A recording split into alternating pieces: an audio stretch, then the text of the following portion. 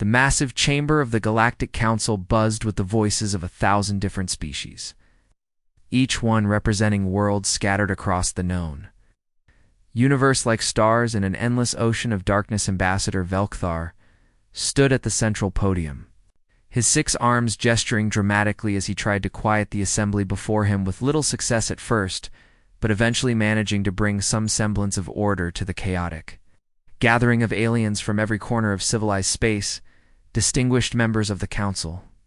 Velkthar began in his deep, resonant voice that carried the weight of authority earned through centuries of diplomatic service to the Zephyrian Confederacy and to the principles of galactic peace that all present claimed to hold dear above personal or species interests.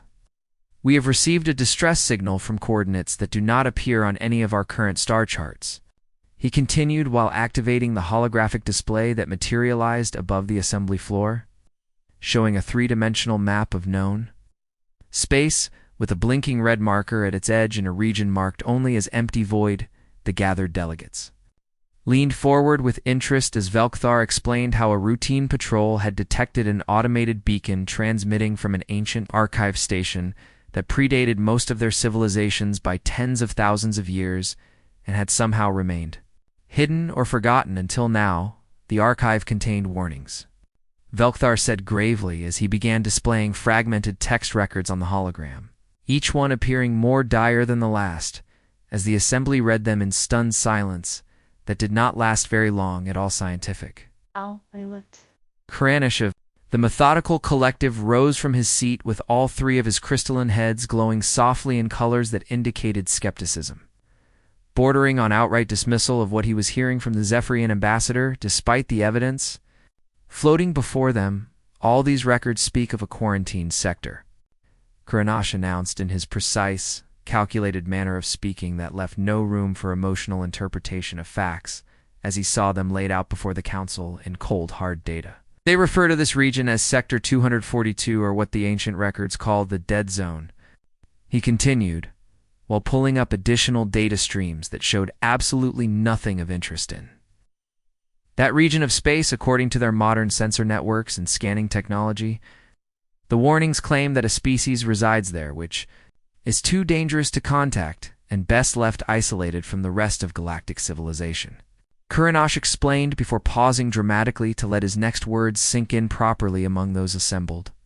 But these records are over 50,000 cycles old, he stated flatly, as if this fact alone invalidated everything the ancient archive had preserved for precisely this purpose of warning future generations about the danger that lurked in that supposedly empty sector. War Master Vexim of the Krellian Empire slammed his massive fist on his delegation's table, making several smaller species jump in their seats at the thunderous sound that echoed through the vast chamber like a challenge issued to anyone who would dare question Krellian supremacy.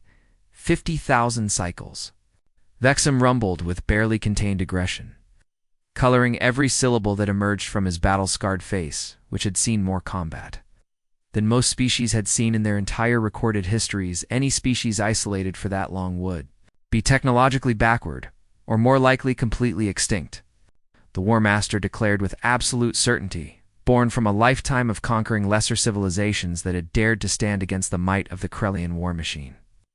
The galaxy has advanced beyond the primitive fears of our ancestors, added Council Speaker Miroth, whose gossamer wings fluttered with what might have been amusement or perhaps nervousness at the bold claims being made all around her by delegates who seemed eager to dismiss ancient wisdom. We have encountered thousands of species across hundreds of thousands of worlds, Miroth continued in her melodic voice that somehow carried to every corner of the massive assembly hall. Without technological amplification, none have posed a true threat to our combined civilization, she stated with the kind of confidence that comes from living in an era of unprecedented peace and prosperity that had lasted for over 10,000 cycles without serious challenge. Debate raged for hours as various delegates argued back and forth about the validity of ancient warnings versus modern capabilities and the potential resources that an unexplored sector might contain for whichever coalition of species claimed it.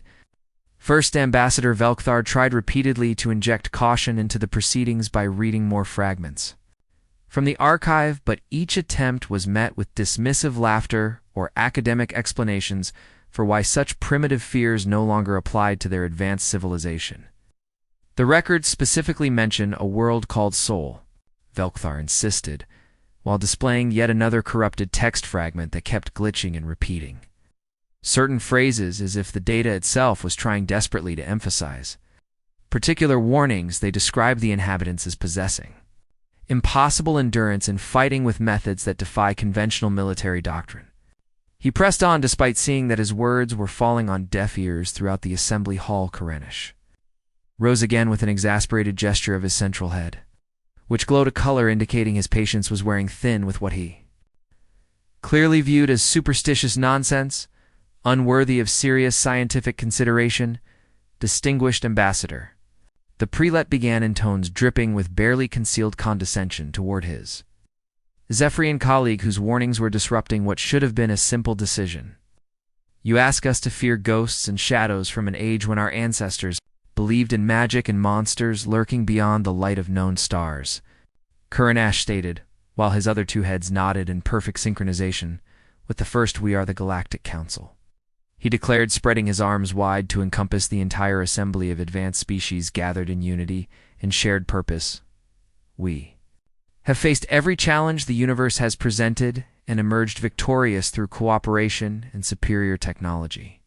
The prelate continued building toward his conclusion with the practiced rhetoric of someone who had swayed countless debates. I move that we send an expeditionary fleet to investigate and claim Sector 242 for the benefit of all member species, Kuranash announced, and the motion was seconded immediately by the Xim, who was already calculating how much glory conquering a new sector would bring to the Corellian Empire. Vote proceeded quickly with overwhelming support for exploration and resource extraction from what the Council had convinced itself was nothing more than empty space waiting to be filled with their colonies and mining. Operations Velkar slumped in his seat as the decision was made final, knowing that his warnings had been heard but not heeded by those who believed themselves too advanced to fall victim to the same mistakes their ancestors had made us. The assembly began to disperse, and various military delegations started coordinating the composition of the expeditionary fleet that would venture into Sector 242. Within the next cycle, no one noticed the small maintenance drone still operating in the archive station. The drone continued its programmed task of broadcasting the warning messages, even though no one was listening anymore to the fragmentary transmissions that kept repeating the same phrases over and over again. Do not approach Sol. The corrupted message played to empty space between fits of static and data degradation that made parts of the warning unintelligible. They do not fight like. The message continued before cutting out entirely for several seconds, then resuming mid-sentence with different words. Impossible endurance beyond anything we. Another fragment emerged from the static only to dissolve back into noise and distortion. Turn back while you still. The message tried to warn, but the rest was lost to time and data corruption, leaving only silence where critical information had once been. The archive drone would continue broadcasting these warnings for cycles to come, but the expeditionary fleet was already being assembled, and the Galactic Council had made its decision based on pride and certainty rather than caution and wisdom. In the darkest corner of the archive, where the most heavily damaged data cores were stored, a final message fragment played on endless loop. Though no one would ever hear it before the fleet departed, we tried to destroy them and created something far worse than we could imagine. The ancient voice warned across 50,000 cycles of silence, may those who come after us be wise enough to learn from our fatal mistake. The message concluded before starting over again for the millionth time.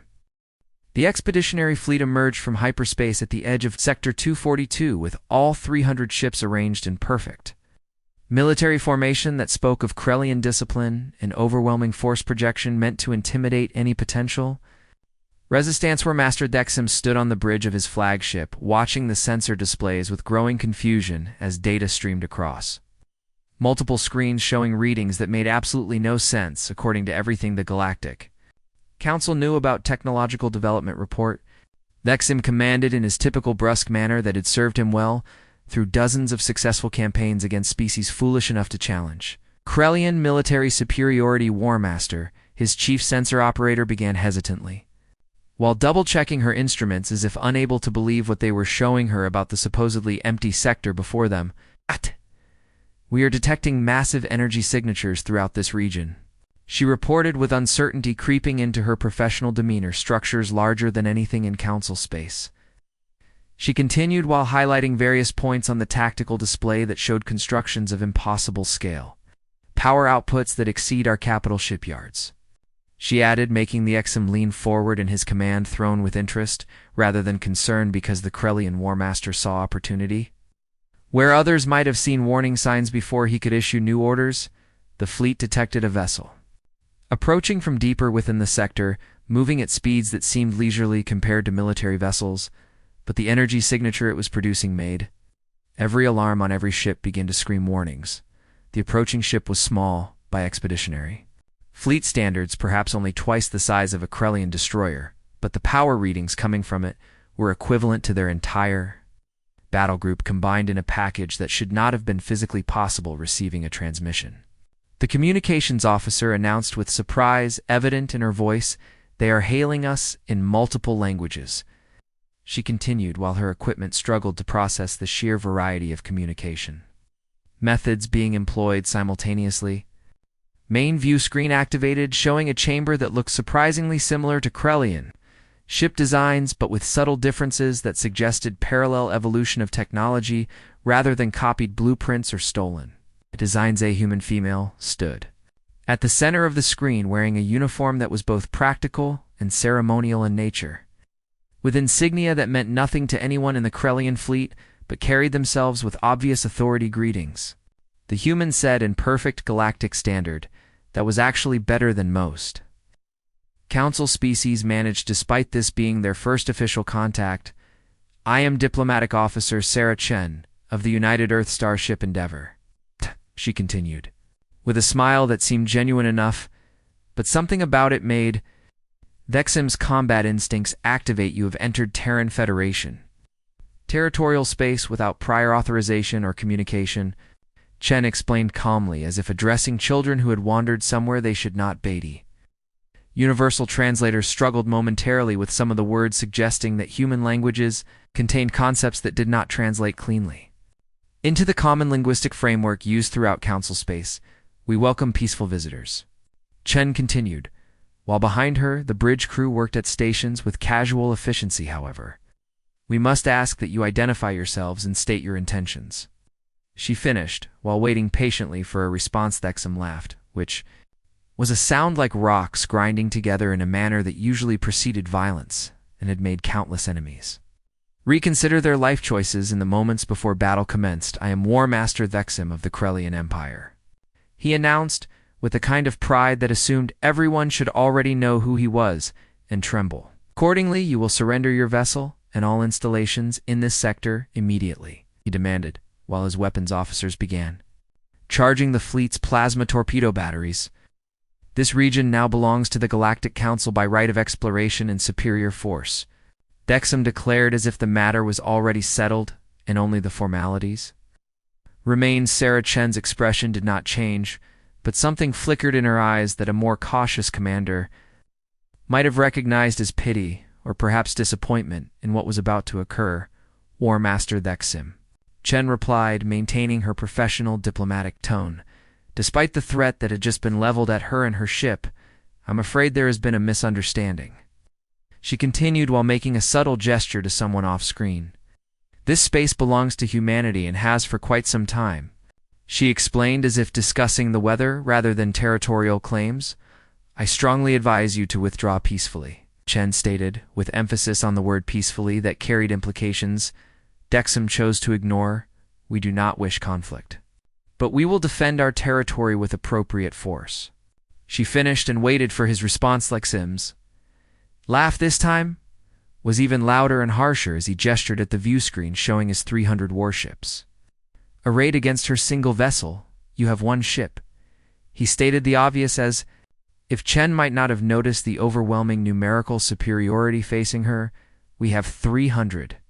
He continued, building toward what he assumed would be an easy victory: surrender or be destroyed. Thexum commanded and cut the transmission before Chen could respond. "Target their engines." He ordered his weapons crews, "I want them disabled, not destroyed."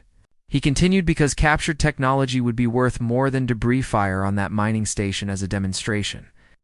Dexium added, pointing at an unmanned facility that was extracting resources from a nearby asteroid field. The fleet's weapons blazed as plasma torpedoes streaked toward the mining station in a display meant to show the humans the futility of resistance. Against superior firepower, what happened next would be analyzed by Galactic Council military academies for generations. If anyone survived to do the analyzing, the mining station's defensive grid, activated faster than Krellian sensors could properly track, and what the Council had assumed was a simple industrial facility, revealed itself to be anything but defenseless point defense. Systems that moved at speeds that should have melted their own mechanisms intercepted every single plasma torpedo with perfect accuracy, and the mining station remained completely undamaged. The human ship Endeavor moved, and the Krellian fleet finally understood that they had made a terrible mistake. New transmission came through before Thexim could process what he had just witnessed. Sarah Chen appeared again on the view screen, but her diplomatic smile was gone, replaced by something cold and professional. War Master Dexim, she began in tones that carried no warmth whatsoever.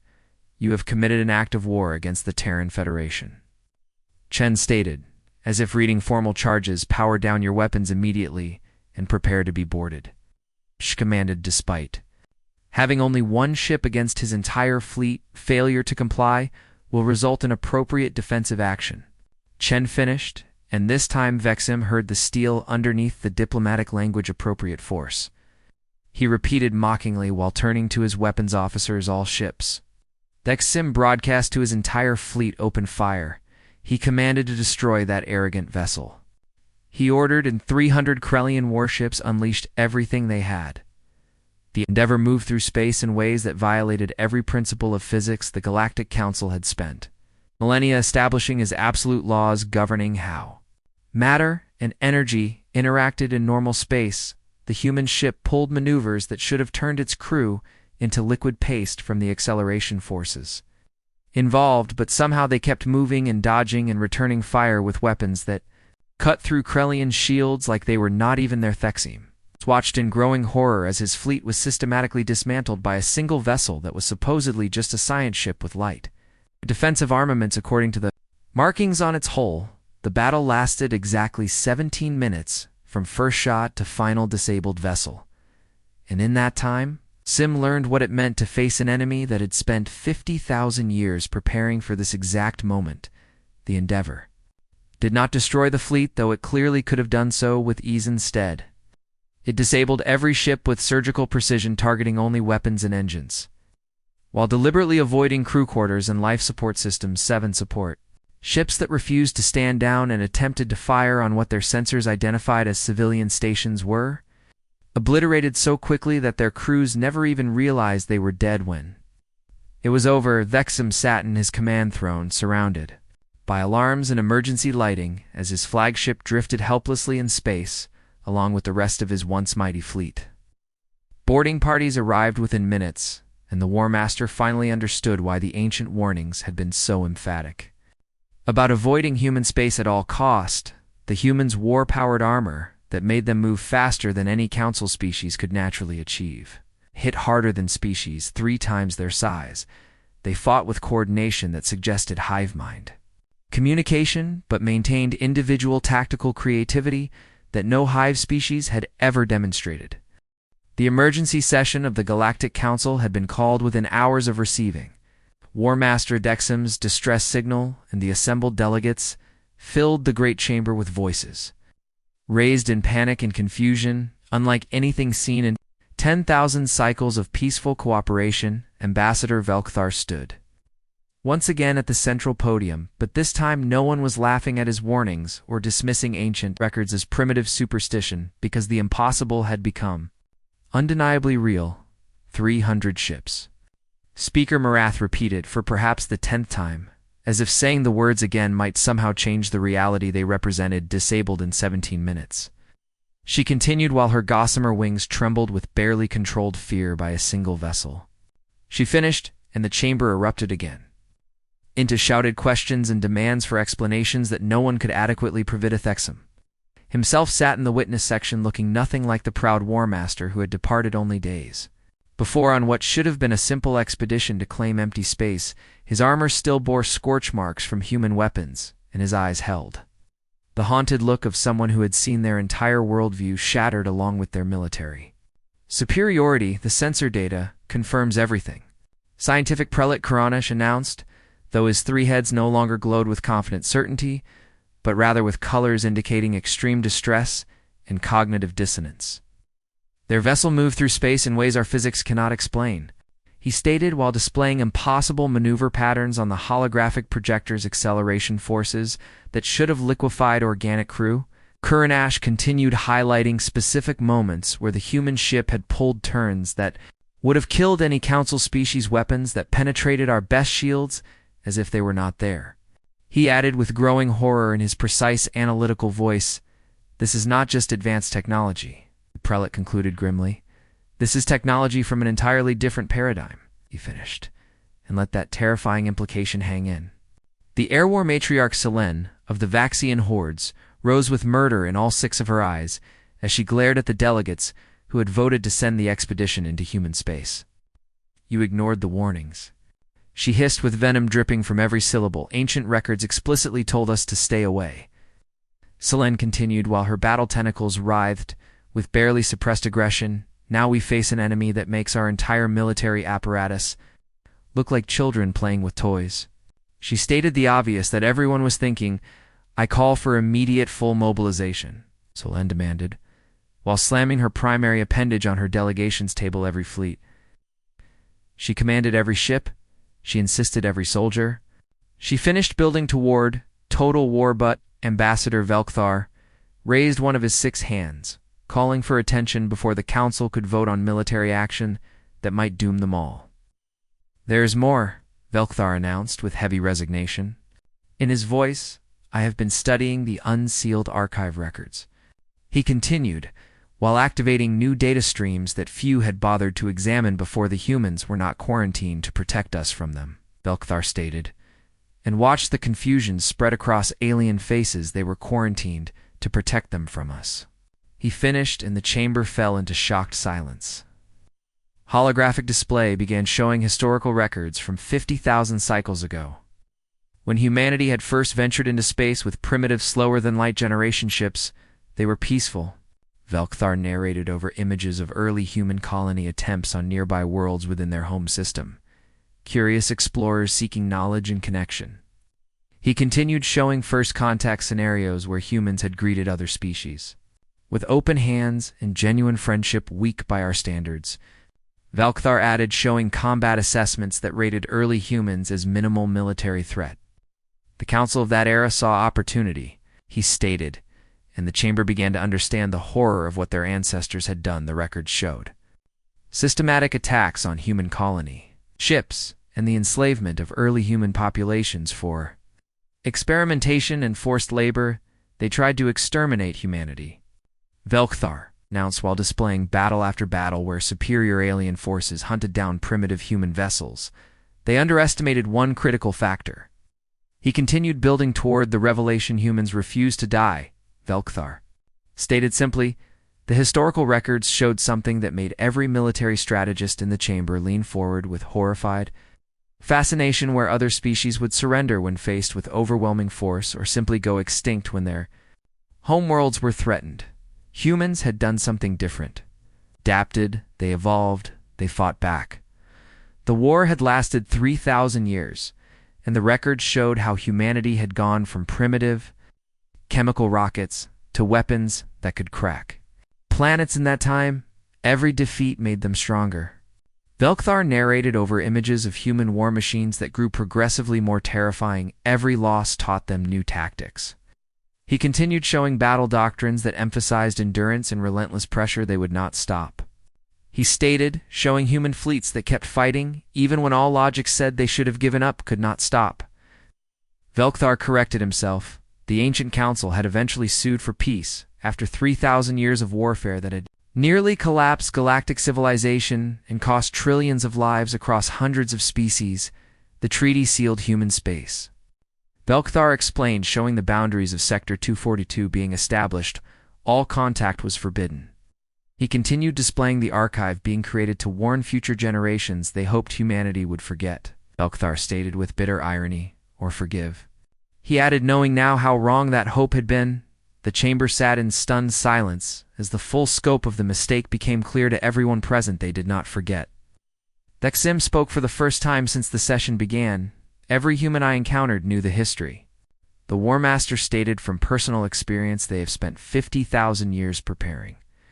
He continued while standing despite his injuries advancing. Thexim added with certainty, waiting. He finished and looked at Salone War Matriarch. Thexim addressed his traditional rival directly. Your call for mobilization will only accelerate our destruction, he stated with absolute conviction. The Endeavor was a science vessel. He repeated what Captain Rodriguez had told him, light defensive armaments. He continued, letting that sink in again, if that was their idea of a lightly armed ship. Thexim stated, building toward his conclusion, what do their actual warships look like? He asked, and no one wanted to imagine the Ann's worker Nash had been. Working on calculations throughout the testimony, and now his 3 heads all glowed. The same color for the first time, indicating complete agreement among his multiple consciousness centers. Based on the power readings we detected, the prelate began in tones of academic horror and extrapolating from the Endeavor's capabilities. He continued while his calculations filled multiple holographic screens. Humanity's defensive perimeter extends for hundreds of light years, Kuranash stated with certainty, filled with autonomous weapons platforms. He added, based on sensor ghost readings, each one capable of sterilizing a planet. Prelate concluded, and let the mathematics speak for themselves, our combined fleet. He stated carefully, every ship from every member species, clarified, leaving no ambiguity, would not reach Earth. Kuranash finished and the chamber erupted into panic. Delegates shouted over each other, demanding impossible solutions to an impossible problem, while others called for immediate surrender or apposement. Velkoth let them shout themselves into exhausted silence before speaking again. There's one more record, he announced when the chamber had quieted a message the Ancient Council received. He continued while pulling up the final fragment from the archive. A human face appeared on the holographic display. Ancient beyond measure, but recognizably the same species that had just destroyed their expeditionary fleet to the Galactic Council. The ancient human began an archaic standard. We accept your terms for peace. The message continued, though the contempt was evident. Even across 50,000 years we will remain in our space. The human stated, as if granting the council a favor, we will not pursue vengeance for what you have done. The message promised, though something in those eyes suggested the promise came at a cost. But understand this. The ancient human warned and leaned closer to the recording device. We will not forget. They stated with absolute certainty, we will prepare. They promised with grim determination, and if you ever threaten humanity again, the message concluded, there will be no mercy. The ancient human finished, and the recording ended. The chamber remained silent as delegates contemplated the reality. They now faced humanity had spent 50,000 years preparing for this exact scenario. They had not forgiven, they had not forgotten, and now the Galactic Council had walked straight into the trap their ancestors had set by ignoring the warnings. Meant to protect everyone from repeating the mistakes of the past, what do we do? Speaker Mirith asked in a small voice that sounded nothing like her usual. Confident leadership. Vilkar looked at the assembled delegates and saw fear in every face. From every species we wait. He answered simply, and hope humanity is more merciful than we deserve. He finished. The alarms began screaming throughout Centrum. Prime Station 3 days after the emergency session had concluded with no clear resolution. Beyond agreeing to wait for whatever humanity decided to do next, massive energy signature detected, the station's chief of security announced over the priority communication channels that reached every delegate still gathered at the council. Headquarters approaching from Sector 242. She continued, and every species representative felt their equivalent of a heart skip a beat, size unknown. The security chief added with uncertainty creeping into her professional demeanor, larger than our sensors can accurately measure. I finished, and panic began spreading through the station like wildfire. Ambassador Velkthar rushed to the observation deck along with dozens of other delegates who needed to see with their own eyes what was approaching their seat of Galactic government. Human vessel emerged from faster than light. travel at the edge of the station's sensor range, and what appeared made several delegates simply stop moving as their minds struggled to process the scale. It is the size of a moon. Someone whispered in the stunned silence larger. Another delegate corrected while checking and rechecking their personal scanner to confirm.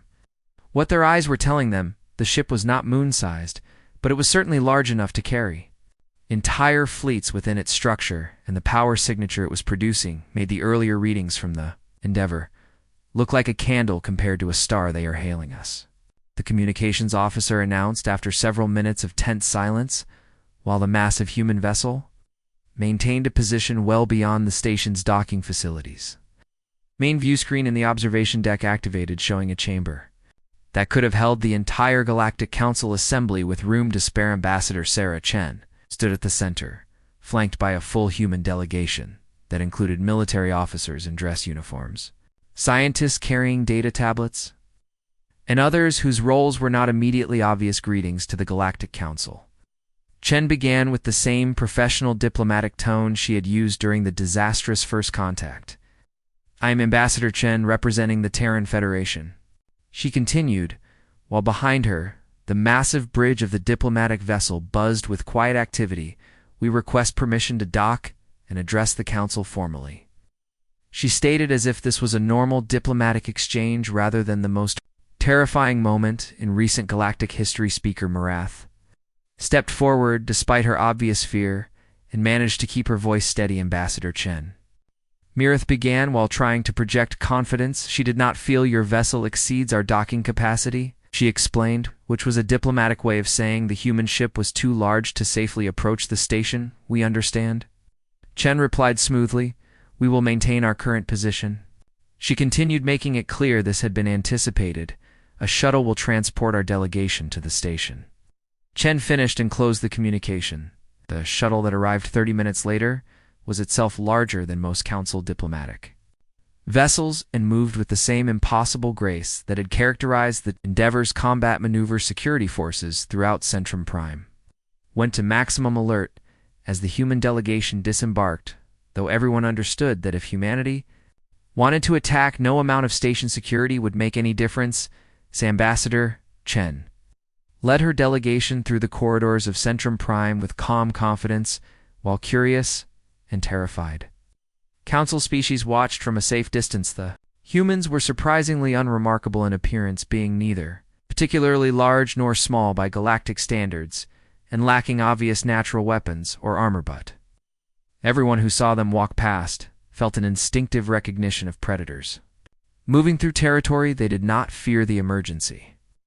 Council session reconvened with every delegate present, because missing this meeting would mean missing the moment that determined whether galactic civilization would continue to exist.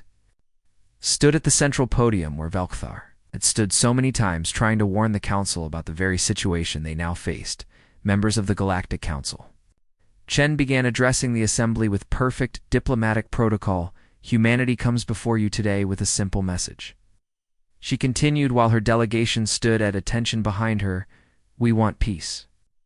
Chen stated and let those words hang in the air, but only on equal terms.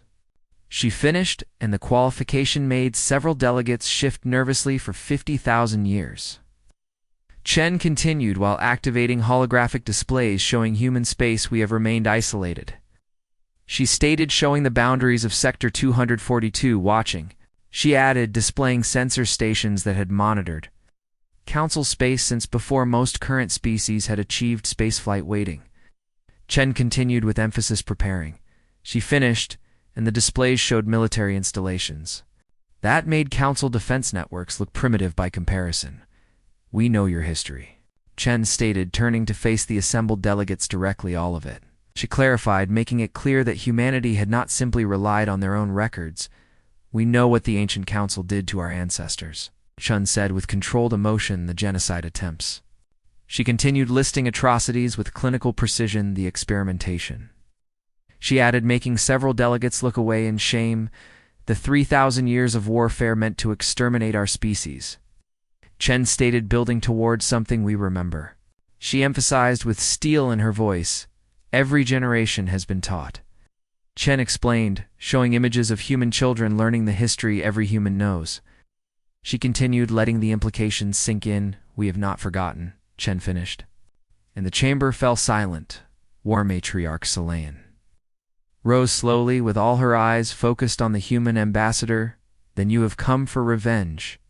Selene stated what everyone was thinking. That is why you bring such overwhelming force.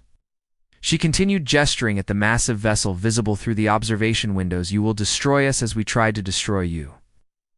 Concluded with resignation, Chen looked at Solon for a long moment before responding, and something like sadness crossed the human's face. No. Chen said simply, we have not come for revenge. She continued, while the chamber erupted into confused murmuring, we have come to offer you a choice. Chen stated and raised her hand for silence.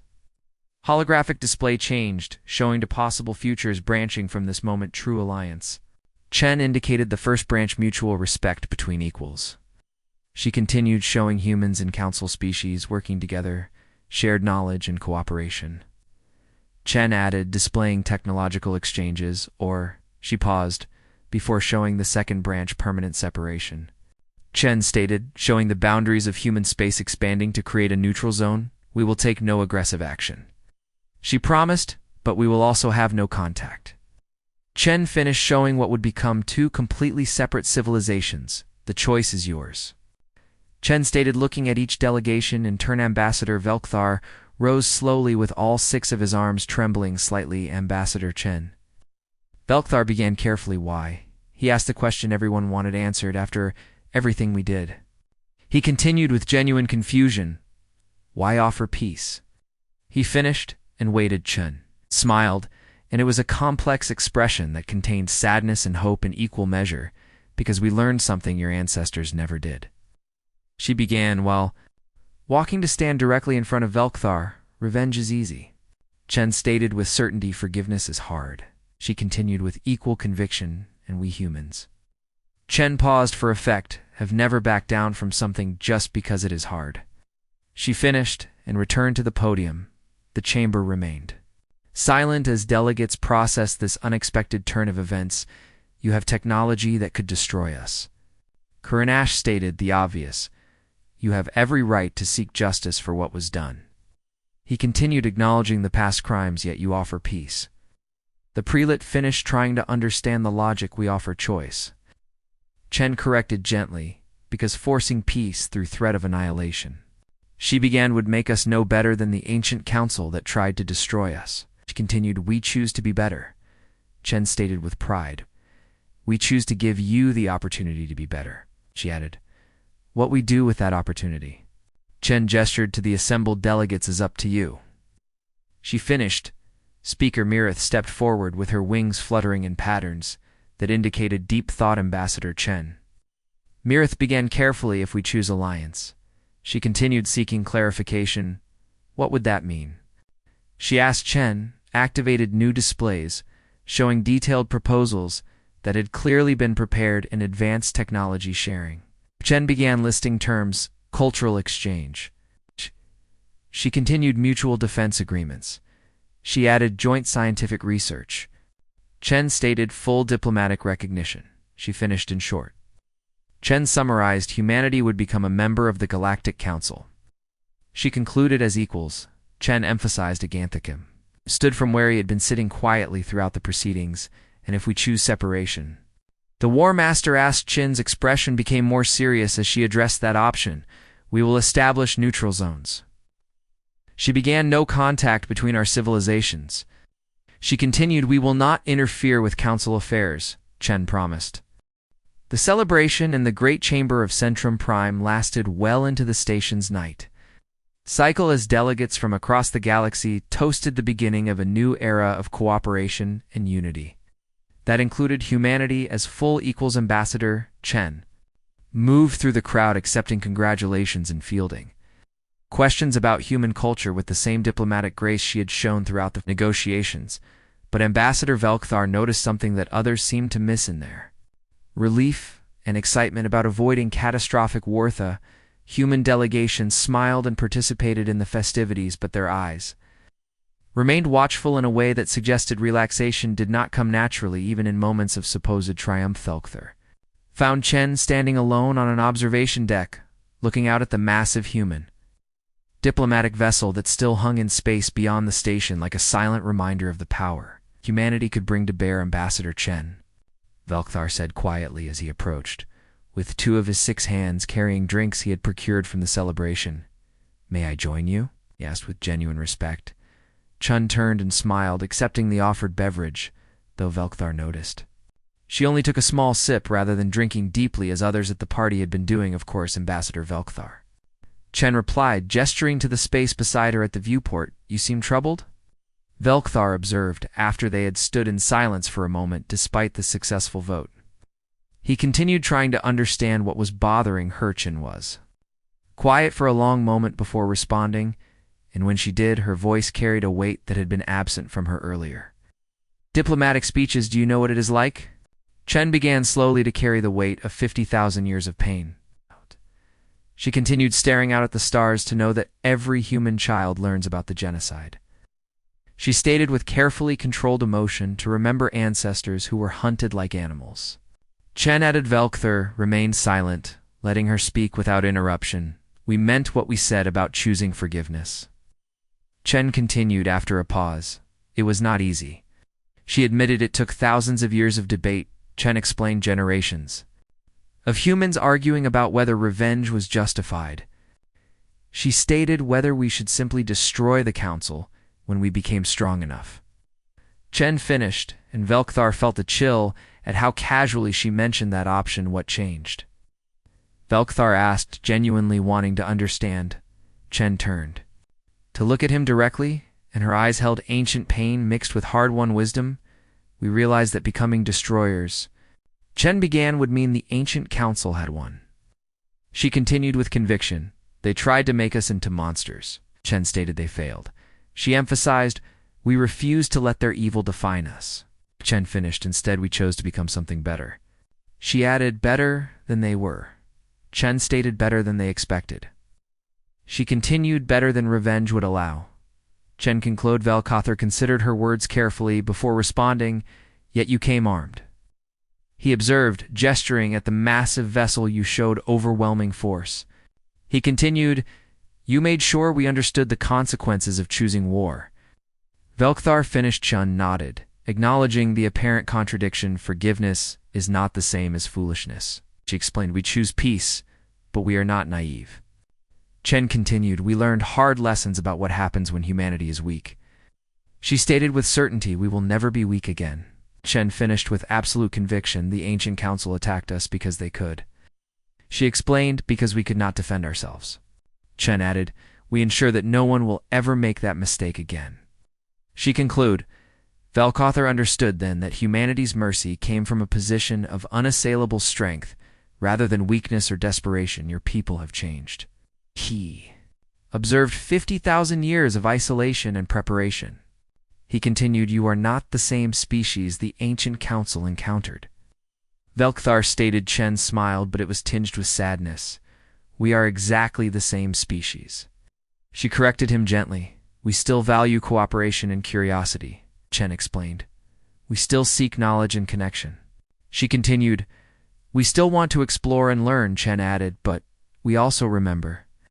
She stated, "And we prepare." She finished. "For what?" Velcthar asked, though he suspected he knew the answer. "For the possibility that peace might fail." Chen responded honestly, "For the chance that old hatreds might resurface." She continued, "For the risk that history might repeat itself." Chen stated, "We hope for the best," she explained, "but we prepare for the worst." Chen concluded. The celebration continued in the chamber behind them, but Velcthar remained with Chen on the observation deck, understanding that this quiet moment of honesty was more important than any formal treaty. The council voted unanimously for alliance. Velcthar stated after a pause, "But you do not fully trust us." He observed. Chen considered her response carefully before speaking. "Trust must be earned." She began diplomatically over time and through actions. She continued, "The vote today was a good start." Chen acknowledged, "But 50,000 years of isolation," she stated, "cannot be erased in a single meeting." Chen finished, "We want to trust." Emphasize, we want this alliance to work, Chen added. But we also remember what happened last time we trusted too easily. She concluded. Velkathar felt the weight of that history pressing down on both of them. I read the full archives. He stated quietly, I know what the Ancient Council did. He continued with shame coloring his voice. I understand why your people cannot simply forget. Velkathar finished. Chen placed a hand on his arm in a gesture that seemed to cross species barriers. We do not ask you to feel guilty for crimes you did not commit. She stated, we only ask that you remember, Chen continued. Remember what unchecked power can do. She explained, remember what happens when one species decides another has no right to exist. Chen stated, remember so that it never happens again. She finished, to any species. Chen emphasized, not just humans. She clarified. Velkathar nodded. Understanding the deeper lesson humanity was trying to teach, the Ancient Council believed they were superior. He observed they thought might made right. Continued, they paid for that arrogance with 3,000 years of war, Velkathar stated, and 50,000 years of wondering what humanity had become in isolation. He added. Chun looked back. Out of the stars before responding, we became what we needed to become to survive. She stated simply, we became strong enough that no one would ever threaten us again.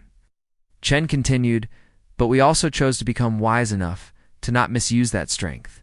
She added that choice. Chen emphasized was the hardest part. She finished. The observation deck doors opened and several human delegation members entered looking for their ambassador, Ambassador Chen. One of them, called the council speaker, wishes to begin formal treaty discussions. The aide explained. Chen nodded and prepared to return to the diplomatic work that would occupy the next several cycles, but before leaving the observation deck, she turned back to Velkathar one final time. Ambassador Velkathar. Chen began, you tried to warn the council. She acknowledged you read the archives when others dismissed them. Chen continued, you advocated for caution when others chose arrogance. She stated, we noticed. Chen emphasized, and we remember. She added, humanity has long memories. Chen explained, 4 wrongs committed against us. She stated, but also for those who stood for what was right. Chen finished, even when it was difficult. She concluded. Velkathar felt something loosen in his chest that he had not realized was tight. Thank you, he said. Simply. Chen smiled, and this time it reached her eyes fully, the beginning of trust. She stated, earned through actions. She added, on both sides. Chen finished and extended her hand in the human gesture of greeting and agreement. Velkathar grasped it carefully, mindful of the differences in their physiology.